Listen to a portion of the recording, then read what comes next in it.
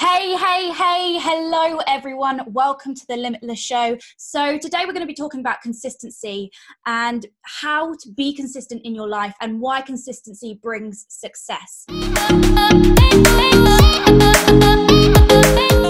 So I met Alice a while ago, maybe 4 years ago or so. And to be honest, since then, she's been a real inspiration to me. So I'm so excited and so happy to have her on this show here. So let's just get straight into it. I'm so excited about consistency because it is really important. But what does consistency mean to you? It means a lot to me, this subject, because I haven't mastered it yet, if that makes sense. And I'm on the journey, and I've been, finding what tools work for me. And I've been finding, really good books and really good people to kind of help with it. So I'm kind of like in the knowledge like right now, if that makes sense. And I kind of feel like while you're on the journey is like the best. They always say like to learn something, properly, to teach it to other people, because it's obviously a really good like learning tool. But consistency is, for me, obviously this is not the definition of consistency, but for me it's just getting shit done, if that makes sense, and doing it every single day until you start to see results. Because a lot of the time I would get confused and I think, well, I've done that for 3 days and I like, why are the results not here? And I'd just be, a little bit downhearted and a little bit thrown as to why my life hasn't completely done a 360 turn and it's not completely different because I've been doing this one habit, for a week. So consistency for me really means like showing up and doing the do despite how you're feeling, like not waiting for motivation, not waiting to feel like you're ready to do something, and just doing it despite how you feel on that day. That makes complete sense. It really is just getting, as you said, the shit done, even when you don't want to do it. So this show is all about the things that have limited us. And obviously you picked consistency. So now you're starting to see consistency in your life. Where do you think consistency was limiting you? How was not being consistent limiting you? How is your life more different to when you weren't consistent, if you get what I mean? I feel like I used to go on impulse and be spontaneous, and I used to come up with ideas, and I used to start stuff and never finish it. And I never used to see the magic or the results or like the fruit from my actions. And that's because I just wasn't completing it. I was not consistent. And I would start and I'd stick with something for a little bit.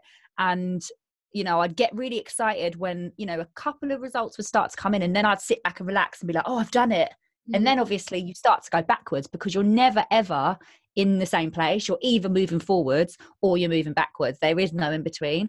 And I read a really good book called The Slight Edge by, is it Jeff Olson? Yeah. Double check, put that in your description when you find out if I've said that right. And it was basically saying like there's a curve to success, and you're literally going up all the time. And a lot of people will jump on this curve. They'll be really motivated. They'll be sticking to their habits. They'll be feeling really good. And the minute they start to see results, they relax. And that's when they start to go backwards. But people who are really successful will actually carry on and, keep going up this curve. And when I read that, I was like, wow, that is so true, because I do tend to chill and I do tend to go, oh, this is kind of, I'm feeling comfortable now with the work I've done. And it's almost like it's a celebration. I used to then stop doing the things that had actually got me there. And how it would show up in my life was I would never finish anything. I was kind of getting opportunities in, and I was like riding the opportunity to a certain extent and then just going backwards again, and then like waiting for the next thing. And I saw a really, really good quote the other day, which said, the magic you are looking for is in the work you are avoiding. And I was like, oh my goodness. That for me was the complete truth of my life. I would avoid stuff so much. And I just feel like I never, reached my full potential from doing that. And you kind of just start feeling bad about it. And I was in this cycle of feeling bad that I wasn't ever following through, and I wasn't doing what I said I was going to do. And I was just getting really, really sick of myself, even down to little things. These weren't even massive goals. This was even just little things like, oh, I'm going to get the house tidy today, so then I can work my business in the evening. And then I would I would allow the house tidying to take me like 8 hours. and it's a whole day wasted because I was procrastinating. So I mean, now, as I said, like, I'm a work in progress, and I don't think you ever master anything really. Everyone, you know, even most successful people are like, I'm still learning. Mm. But now, like, I love the feeling of achieving something. And I mean, I've now developed like this second voice in my head. So obviously, as I said, procrastination can show up in a lot of different ways. And for me, it was excuses.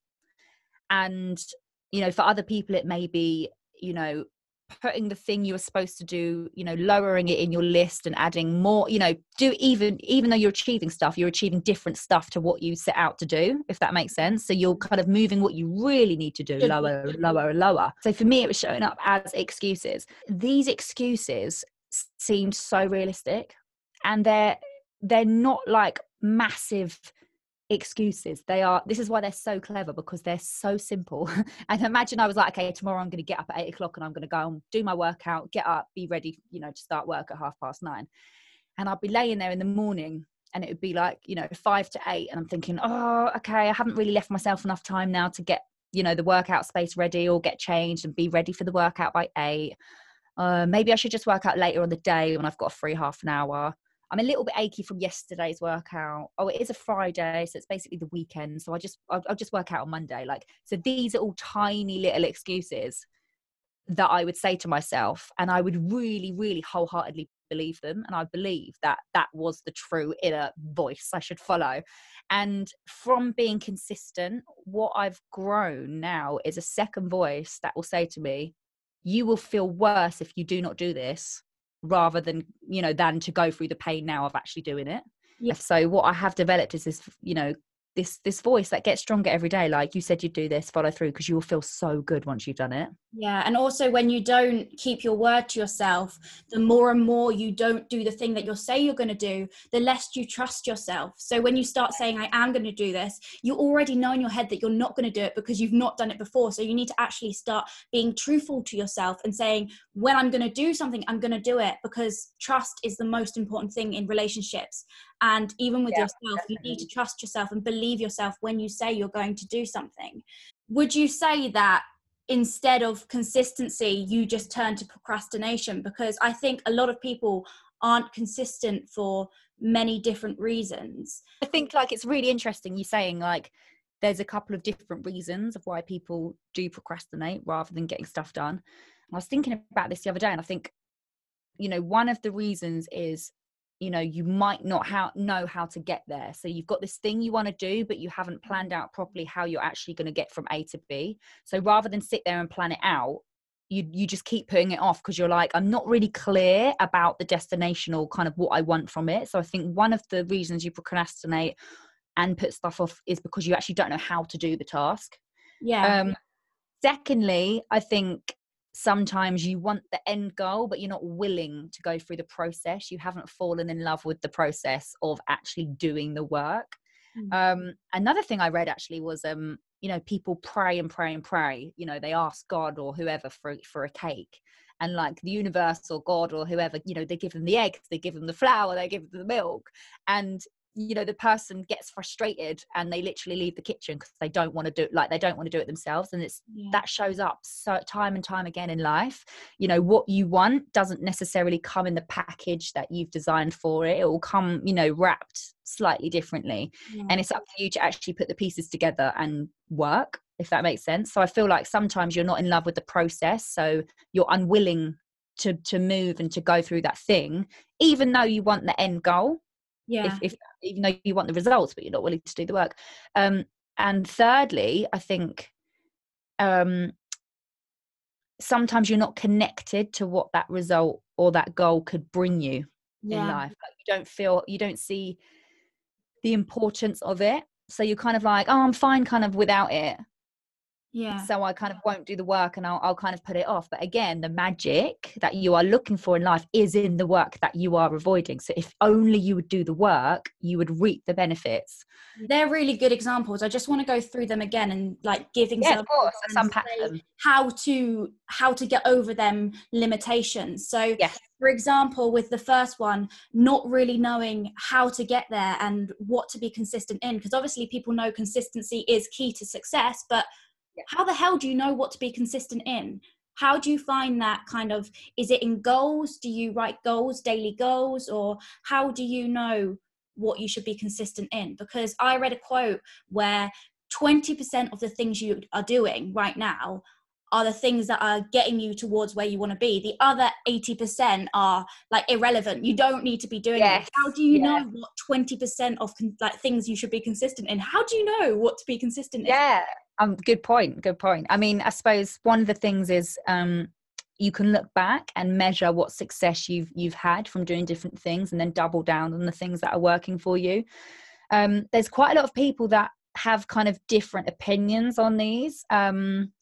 So obviously Brian Tracy with Eat That Frog is like, every day do the hardest thing, like the biggest task on your to-do list first. So whatever that may be, obviously it's different for different people. Then on the opposing team, you have like Darren Brown, who's like, goals just, they goals actually make you feel bad. So you write a goal and you don't achieve it, and then therefore you feel bad about yourself. So he's got a couple of different interesting ways of kind of like getting around that. And then you have someone who I think is like down the middle. And this is the person who kind of really changed things for me, which was James Clear. And he's got this incredible book called Atomic Habits. And he basically says, if you become 1% better every single day, you will by the end of the year have achieved really, really great things. And I think we tend to beat ourselves up if we set something and we do not do it. We're like, okay, screw it, it's 10 a.m. and I haven't done this, like, let's just write off the whole day, I'll start tomorrow. And tomorrow's too late. Like, the power is in the now, and the power is in the present moment. Who cares if you've mucked up your morning? You've still got the whole afternoon. And I think just jumping back on the horse as quick as you can is the key here. And being like, okay, I did better than yesterday. That is my 1%, and even not, you don't even have to do 1% better every day. You can do 1% better every hour. Do you know what I mean? You can be like, okay, I did this and that. Okay, what can I do more? What can I do more? And it's always just doing more and more and more. But knowing the things to be consistent in, I think, say like maybe finding someone who you aspire to be and see what they are doing, either by reading a book that they've wrote about themselves or what they do, and see how they got to that place, because it's crazy how many people have wrote a book about themselves. And it is exactly the key of how to get to where they got to and where you want to be. So really, not even studying, just understanding how that person got there and what goals they did, and not even goals, but what personalities traits they had to build, what skills they had to build, because then you can know what skills you need. Do you need to be more personable? Do you need to be better at interviews? Like, what they did to get there, and you just need to kind of copy them in a way. Yeah, because they always say success leaves clues. And I think modeling is one of the most, incredible skills you can actually use throughout life. Another interesting thing that James Clear said was, don't focus on the goal, focus on the action. And he said, imagine if you had like 2 basketball teams and you had like 2 different coaches. One coach was always focusing on the end goal. We're going to win this. This is going to be the score.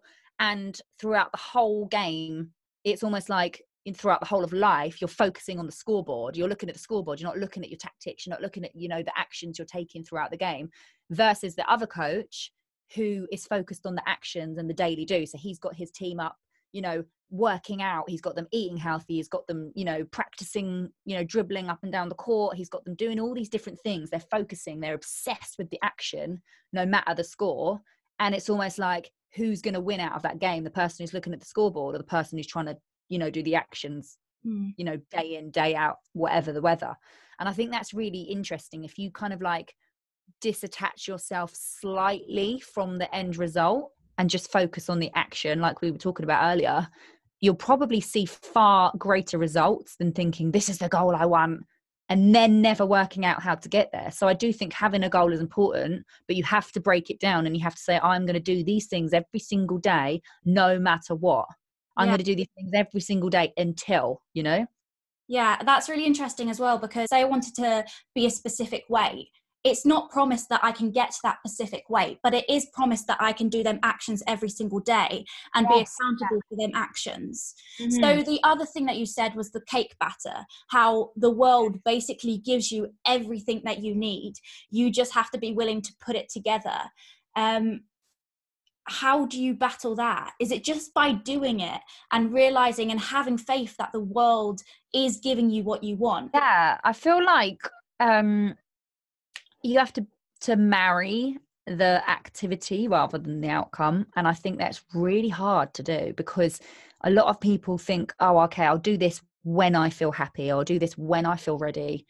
And they wait for motivation. And the thing is, if you only move when you feel motivation, you will always be stopping and starting. And it just does not add up.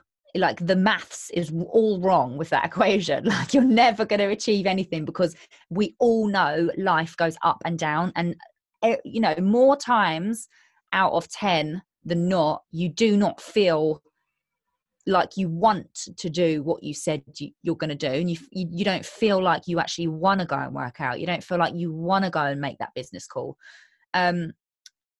And I think if you rely on feeling good, or, you know, outside sources for your motivation and for your inspiration, you're going to have a very, very tough time achieving something. And I think is it Tony Robbins who every morning jumps in a freezing ice pool, yeah, because he doesn't want to do it. And he knows if he does that every single day, it's almost like a big, like, F you to your brain, like, I rule you rather than you rule me, if that makes sense. And he's like, I've told my body, this is what I'm going to do, and I've done it. So if I can do that, I can actually achieve anything in the day.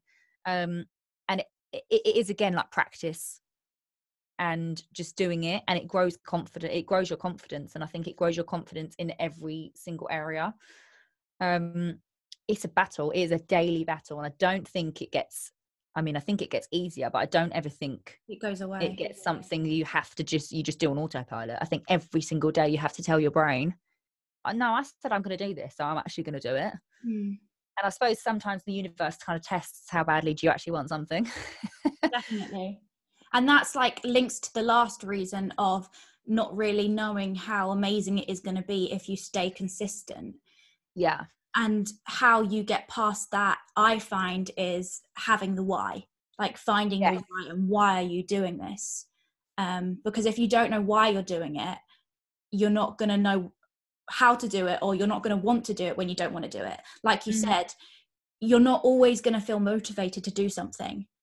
But in that time, how do you get by that? How do you stay consistent when you don't want to do it? I think, you know, like visualization probably will help. You know, like every morning you visualize your end result and your goal as if it's already happened, and you associate, you know, feelings and how it actually makes your body feel to actually have achieved that. And just really, really connect, like you said, with your why. Like, why are you doing something? And a lot of times your why will change, and that's fine.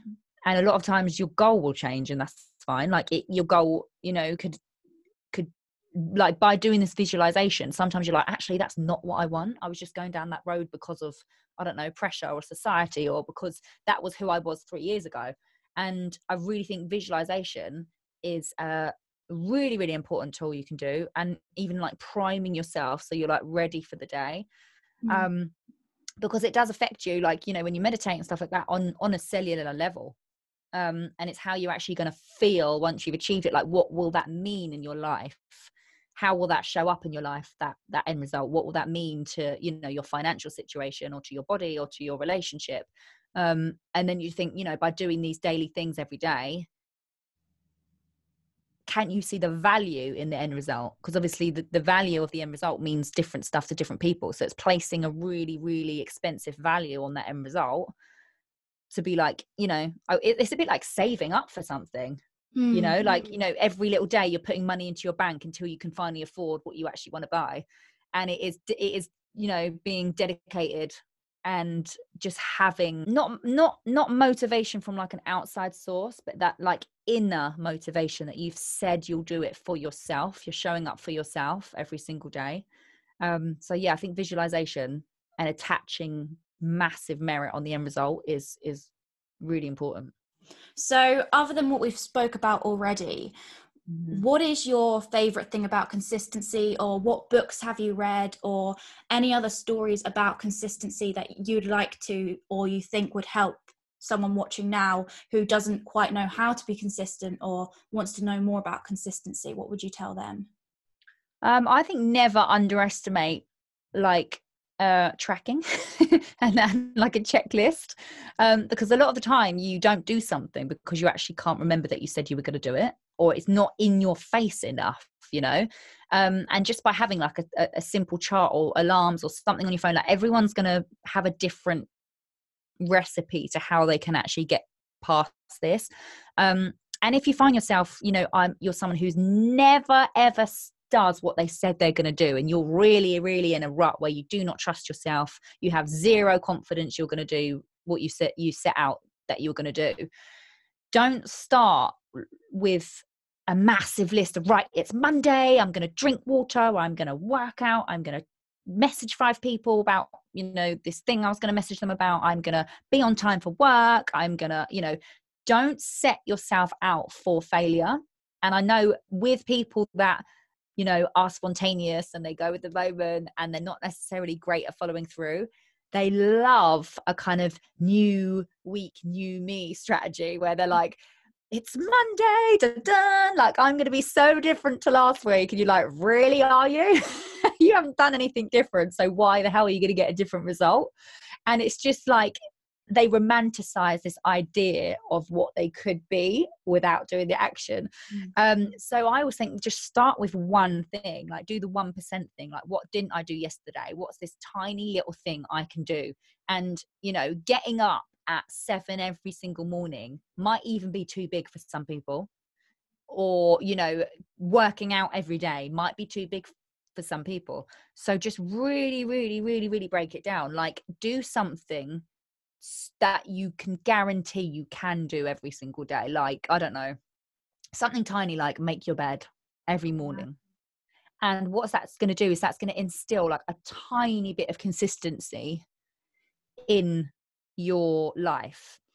And that's going to show up as your brain isn't going to go, oh, that's a tiny thing, so it doesn't matter. Your brain's going to go, okay, amazing. I said I would make my bed every single day for 7 days and I did it. And that's confidence. And that confidence will spread out in different areas of your life. Because it doesn't just confine itself to the making bed area of your life. It will actually spread out into the other areas. And, you know, it's a bit like if you want to run a marathon, like don't go, that's why they've got Couch to 5K, because it's tiny little increments. It's breaking it down so small that you cannot fail. So I think, yeah, just breaking it down, starting really small, having it in front of your face, like the Post-it notes. Like, we all know how good Post-it notes are. Like, you know, shove your goal up on your wall, and then you've got the action of ripping them down, like as you achieve them every single day, and really reward your inner child.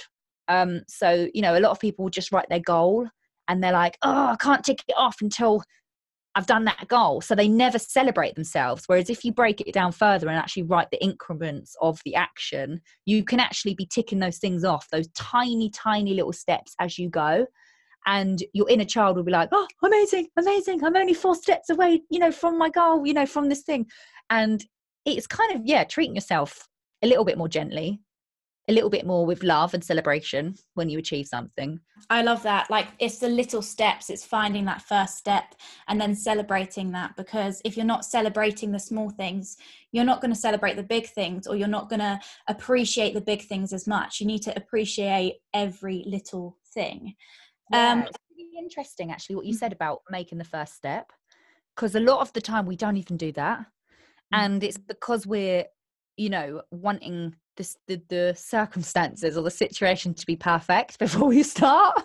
And it's never going to be perfect. Like, what is so good about Monday morning as opposed to starting something on a Sunday evening? Like, why are we waiting for this supposed perfect time, this perfect day, or this perfect way of doing something? I think, you know, wanting something to be perfect is another reason we probably procrastinate. Yeah, because definitely. we're like, oh, we don't have the skills yet, or we don't have the setup yet, or we don't have the perfect, knowledge of how to do something. So I'm just going to wait till I've learned a bit more. And you'll be far better off just frigging starting and improving as you go, because also you can't learn by not doing. There's nothing to improve on if you haven't started. Definitely. It's like you need to not compare your chapter 1 to someone else's chapter 15, because what they're presenting now and what they're doing now, when they were at the beginning like you are now, they were exactly the same as you. They just had the braveness to start, really. It's about being brave enough to do the thing and learn and not be afraid of making a mistake and putting your hands up and saying, yeah, that wasn't as good as it could be, but I done it and I'm proud of myself. Because I have found that I am a big procrastinator, and procrastination was probably the reason I wasn't being consistent, because I was always thinking I could do better or I could do more. But I've come across this amazing thing that I think Steve Jobs used to do. And he used to say, if it's 70% perfect, put it out there. Because when it's 70% perfect, it's good enough. And if you're like getting better, as you said, 1% each time, your 70% is going to be better each time. But if you're waiting for that 100% perfection, you're never going to get better, because you're never going to learn from your mistakes and you're never going to move forward. So if you put it out at 70% and say, this is 70% good enough, I'm happy with that, and I learn from my mistakes, then by the time, for example, me doing videos and me doing interviews, by the time I've been 1% better each interview, I'm 100% better after 100 videos. And that's how I look at it. And I'm getting over like procrastination and going into consistency and being consistent and not being afraid to fail. It's inspiring to watch as well. Like, I remember when you first started your Instagram and your podcast, and we've seen, like, as your audience, we've seen the changes and the improvements you've made. Like, even your branding's a little bit different, like your headers are different, but you didn't let that stop you from starting, and you were extremely consistent. Like, you were posting a little bit of content like every day, and you were doing, a video every single week, or I think you're doing it actually every day. And it was just like in the moment. It wasn't this whole big, it's a bit like if you're about to release music and everyone thinks their first video should be this like $3,000 budget, massive music video, and they're going to put it out on their YouTube, and they've spent so much time and so much effort and so much money, and they put it out, and then they're like, okay, how do I match that? I can't match that every single time, because I don't have that much money and that much time to actually put into every single project. So it's almost like not lowering your bar, but starting somewhere that you can be consistent with and that you can replicate every single time. And I really feel like you did that with your videos. Like, you started and it was something you can, the quality you could actually bring back every single time yourself, and you actually didn't rely on anybody else. And as your audience, it was so inspiring to actually watch the growth of your channel and to just exactly see where you are today. I really appreciate that. It means a lot coming from you, because you are someone who inspired me to do them things. You're the person who told me to do it and put a video out daily. You've really helped me along this journey and have been a coach to me in a way. So it means a lot coming from you. I just want to say, if Alice is inspiring you, she does put inspiring things on her Instagram. She does have her own YouTube channel for music. She's a great musician, a great singer. So definitely go check her out. I'll put all her details in the comment below. But I just want to say, for a last thing, the very last thing, to do with consistency, anything, most important thing about consistency, something really important to you. I just want to say everything all over again. Like, just get out of your own way. Yeah. Like, pretty much 99 times out of 100, we are the ones stopping ourselves from moving forwards. It's not circumstances, it's not other people, it's not because we don't have this. There is a way around everything, and most of the time it is mentally in here. And if you want to learn about the brain and about why we do certain things and why, we do certain habits, because I used to think excuses were just a mental thing. I used to think it was your brain, telling you why not to do something, and you chose to listen to it. But Emily, I don't know if you can put in the comments as well that video from Dr. Joe Dispenza. Mm-hmm. And he basically talks about how your brain communicates with your body, and how a lot of the time your body actually rules your brain, and it's actually the other way around. And it's so interesting, it's so freeing. So I'll send you the link for that video, and just anyone who's listening to this podcast, go and listen to this video. I think it's only 7 or 12 minutes long, so it's not very long. Just do that one thing that we've told you to do. Feel good about it after. And once you understand it, you can actually start to unpack it and start to kind of navigate, okay, so if I do that, and it's just kind of like understanding your body and understanding your mind. Really, really incredible. But if I can say it in one sentence, it's just do it. Get out your own way. Okay. Thank you so much for being on the Limitless show. I'm so glad you're on here. I just appreciate you so much as a friend, as a coach, as everything. Thank you for watching as well, and I will see you next Sunday. Please subscribe and hit the bell button if you like the Limitless show, because there's something different every single Sunday. But yeah, I'll see you next week. Bye. Bye.